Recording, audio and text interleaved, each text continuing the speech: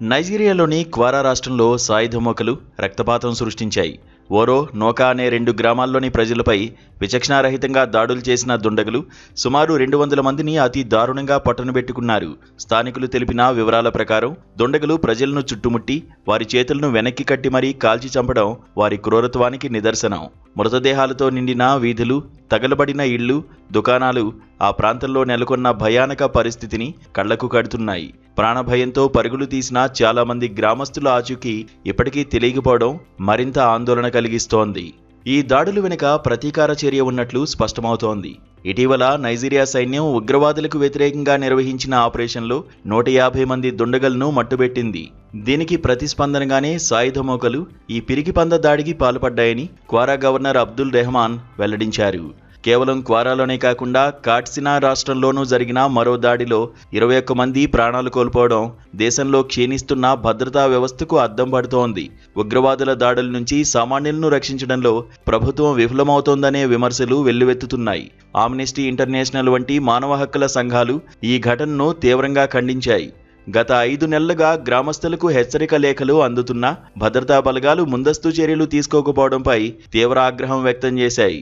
Intelligence వైఫల్యం, సరైన భద్రతా ఏర్పాట్లు లేకపోవడమే ఈ స్థాయిలో ప్రాణ నష్టం జరగడానికి కారణమని విశ్లేషకులు భావిస్తున్నారు. అంతర్జాతీయ సమాజం కూడా ఈ ఊచకోతను ఖండిస్తూ నైజీరియాలో శాంతి భద్రతల పునరుద్ధరణకు తక్షణ చర్యలు చేపట్టాలని కోరుతోంది. నైజీరియాలో ఉగ్రవాద గ్రూపులు బలంగా ఉంటాయి. దీనికి ప్రధాన కారణం ఆ ప్రాంతంలోని భౌగోళిక పరిస్థితులు, సామాజిక అభద్రత, సరిహద్దుల వద్ద పర్యవేక్షణ లోపం. ఉత్తర నైజీరియాలోని రక్షణ లేని కుగ్రామాల్లో ప్రభుత్వ ఉనికి తక్కువగా ఉండడంతో లకురావా వంటి గ్రామాలు తమను తాము రక్షకులుగా చెప్పుకుంటూ ప్రజల్లోకి ప్రవేశించి నెమ్మదిగా తమ సొంత పాలనను రుద్దుతున్నాయి. ప్రభుత్వం పన్నులు వసూలు చేయలేని చోట ఈ ఉగ్రవాదులు జకాత్ పేరుతో నిధులను సేకరిస్తూ ఆర్థికంగా బలపడుతున్నారు.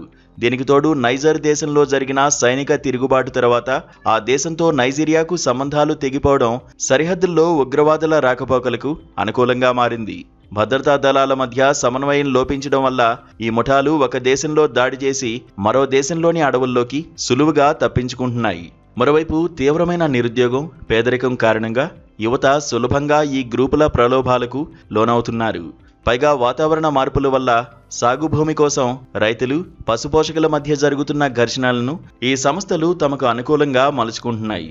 గతంలో వేరువేరుగా ఉన్న బోకో హరాం, ఇతర గ్రూపులు ఇప్పుడు ఆయుధాలను, సమాచారాన్ని పంచుకుంటూ మరింత ప్రమాదకరంగా మారాయి. సైన్యం జరిపే దాడులకు ప్రతీకారంగానే వీరు అమాయక పౌరులను లక్ష్యంగా చేసుకుని దాడులకు పాల్పడుతున్నారు. ఇది దేశంలో పౌర భద్రతను ప్రశ్నార్థకం చేస్తోంది.